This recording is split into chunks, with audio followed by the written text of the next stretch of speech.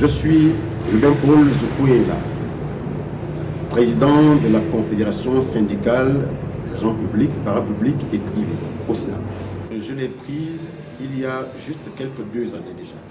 Parce qu'en principe, je n'étais pas le principal leader de la COSNAP, c'est plutôt le camarade Joël Ondoela qui en était président et c'est lui le président fondateur. Donc, pendant son temps, effectivement, nous étions ensemble parce que nous avons travaillé en collaboration. Moi, mon syndicat, étant un syndicat du secteur éducation, mais affilié à la COSNAP. Donc, nous avons travaillé ensemble pendant beaucoup d'années.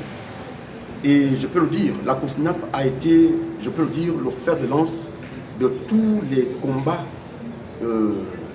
syndicaux qui aient pu exister dans notre pays. Parce que je prends un seul exemple sur le 2015, naturellement, en ce qui concerne le nouveau système de rémunération. Donc, l'une des confédérations qui ont participé activement à l'éclosion, à la vie aujourd'hui du système de rémunération, c'est la COSNAP, avec le gouvernement, pour que le travailleur soit au centre de toute chose, puisque c'est le travailleur qui est producteur de l'économie. Donc ce travail ne doit pas rester en rade pendant que le pays doit avancer. Donc naturellement, nous avons été toujours sur toutes les luttes, sur tous les combats, sur tous les fronts pour que le travailleur puisse retrouver ses lettres de noblesse en tant que celui qui est producteur de l'économie. Voilà justement.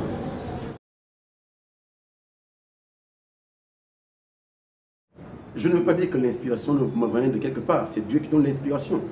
Mais simplement que nous nous basons sur les textes.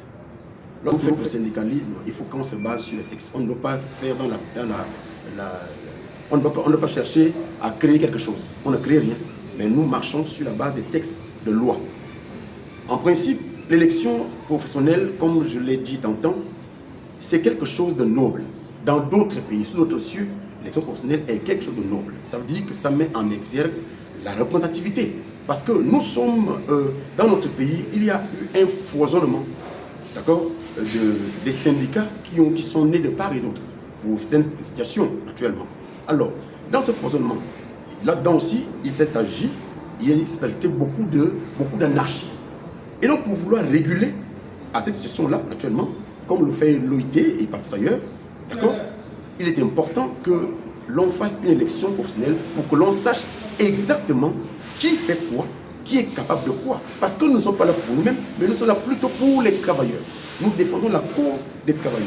Et lorsque les travailleurs ne se reconnaissent plus en nous, leaders, alors à ce moment-là, il était important, il était question que le gouvernement, n'est-ce pas, puisse organiser des professionnels pour savoir qui exactement est celui qui est légitime et légal par rapport aux travailleurs.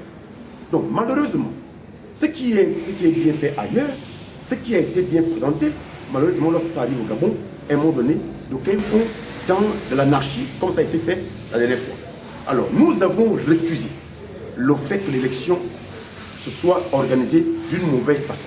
Parce qu'en principe, il est important qu'on parle de tripartisme. Il y a d'une part le gouvernement, d'autre part le patronat et les travailleurs. Donc, en toute chose, nous devons respecter les principes de concertation. La convention 104 de l'OIT parle de la concertation. Donc au début, on a commencé à nous concerter par rapport à un comité technique qui a été mis en place pour qu'on voit dans quelle mesure l'élection pouvait être bien organisée. Ce travail-là a été élaboré par les camarades que nous avons délégués.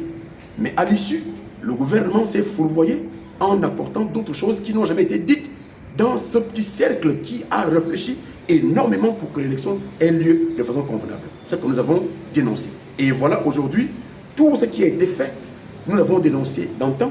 Jusqu'aujourd'hui, vous voyez bien que l'élection n'est pas encore terminée. Pourquoi? Parce que l'élection s'est organisée au public, au parapublic et au privé. Jusqu'à preuve du contraire. Au public, ça a été proclamé. On peut le dire comme ça. On a même fait un second tour au public, alors que le privé, le parapublic, n'était même pas encore proclamé jusqu'à nos jours.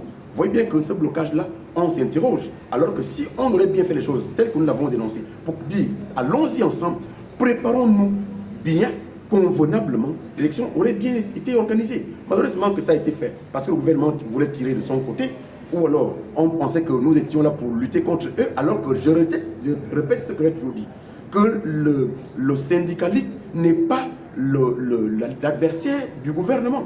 Nous sommes des partenaires. Nous travaillons ensemble, main dans la main, pour que le pays puisse avancer. Mais eux ont toujours estimé que lorsqu'on dénonce des faits, on est contre eux. Ou parce que lorsqu'on a nommé un ministre, il se dit, c'est tellement un syndicaliste qui vient prendre ma place. On n'est pas là pour prendre la place de quelqu'un. Nous sommes là pour travailler. Eux, d'un côté, comme gouvernement, nous, de l'autre côté, comme travailleurs. Alors on dit, allons ensemble pour que notre pays puisse être construit vraiment de façon harmonieuse. Voilà ce que nous demandons. Malheureusement, ça a été fait comme ça a été fait. Jusqu'aujourd'hui, il n'y a pas, jusqu'à présent, le résultat concret de ce que l'élection a généré. Donc, ce que nous avons dénoncé hier, c'est avéré aujourd'hui. Ce que le président de la République, chef de l'État, fait pour qu'on puisse se réorganiser, le pan syndicat, d'accord, est quelque chose de noble. Ce n'est pas l'apanage du président de la République, d'accord. C'est quelque chose qui s'organise dans tous les pays. Parce qu'en toutes circonstances, il faudrait bien que pour qu'il travaille bien, pour qu'il travaille de façon judicieuse, je parle du président de la République, il est important que le côté travailleur soit organisé. Si le gouvernement est organisé, d'autres secteurs sont organisés, pourquoi le secteur travail, qui est un pan plus important, va devoir être un pan qui va rester, n'est-ce pas, dans l'anarchie? Non. Ce qu'il veut faire, c'est de bien organiser, n'est-ce pas, l'ensemble des syndicats, afin qu'ils puissent travailler main dans la main avec nous. Parce qu'il a une vision, une très grande vision pour notre pays.